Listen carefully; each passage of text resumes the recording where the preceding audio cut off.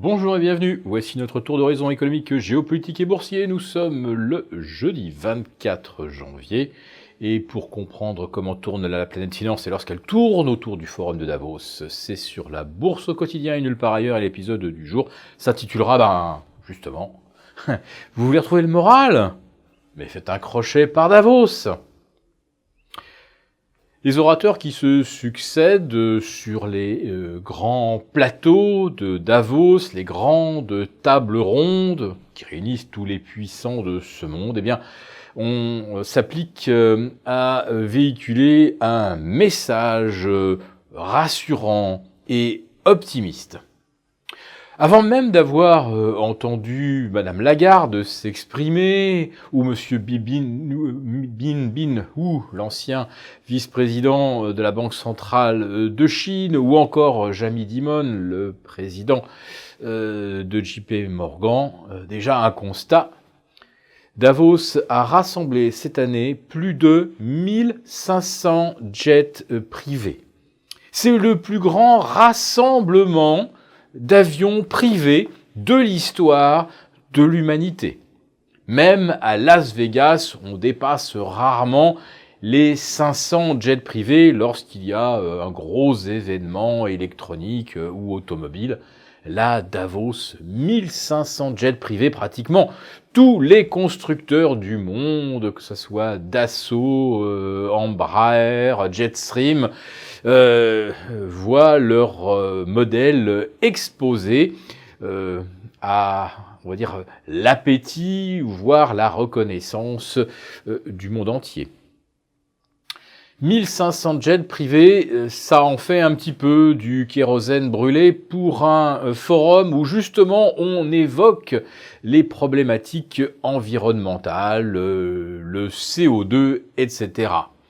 Bon, évidemment, venir à Davos en planeur, c'est plus compliqué, il faut vraiment avoir de très très grosses notions de courant aérien, et c'est vrai que l'hiver, les ascendants ne sont pas au rendez-vous.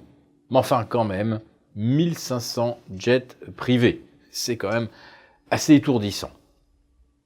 Est-ce que les 1500 occupants avaient des choses intéressantes à raconter ?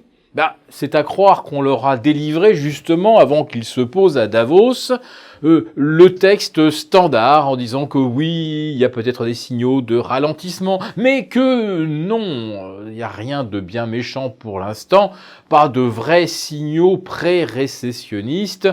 Et le vice-ministre allemand de l'économie l'a d'ailleurs rappelé ce matin à Davos.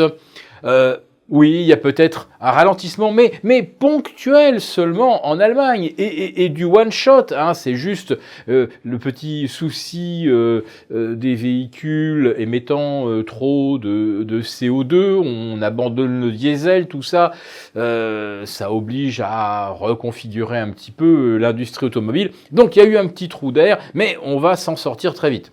Sauf que le trou d'air, il a commencé au mois d'août dernier, et au mois de novembre, et puis au mois de décembre, on n'en était toujours pas sorti en Allemagne.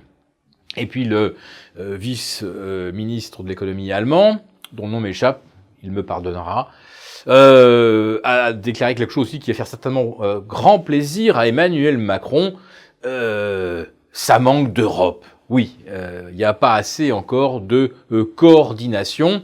Il faut poursuivre dans le bon sens. Alors, est-ce que le traité d'Aix-la-Chapelle va permettre effectivement qu'il y ait plus d'Europe ?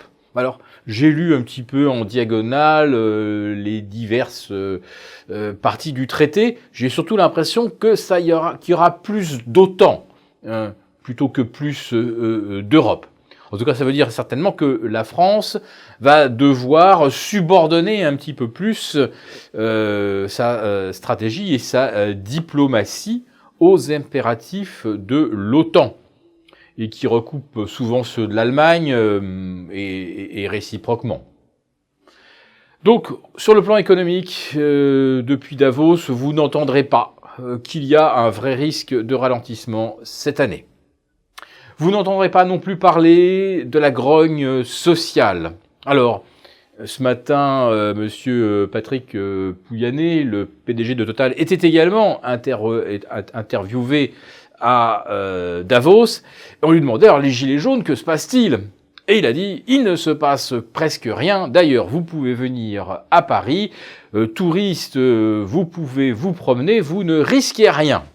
Alors, de ma propre expérience personnelle, je peux vous dire que si aucun touriste n'a été touché par un tir balistique de grenade, c'est vraiment un coup de bol à Paris. Sur les Champs-Élysées, je le répète, j'ai vu des policiers charger des passants totalement pacifiques, balancer des grenades, faire des tirs aux jugés par-dessus la tête des gens.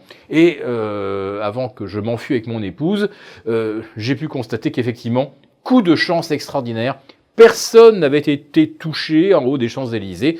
Nombre de touristes prenant des selfies sur l'Arc de Triomphe et ne regardant même pas ou ne comprenant même pas que des CRS chargeaient et balançaient des grenades vers les gens rassemblés devant l'Arc de Triomphe.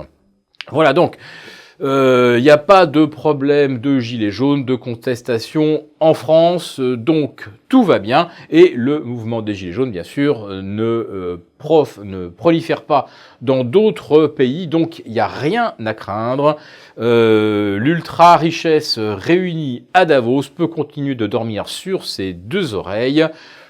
Personne ne conteste l'organisation du monde telle qu'on nous le décrit.